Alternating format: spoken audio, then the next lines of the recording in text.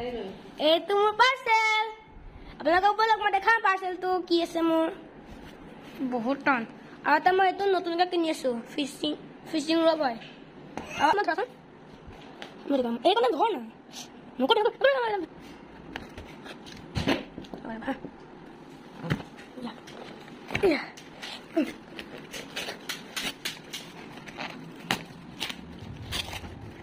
तो फ्रेंड्स ये तो साथ की है देखा आप लगा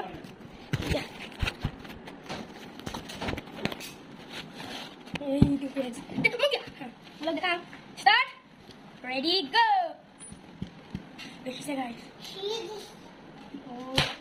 बना ये तो हाईलाइटर टिप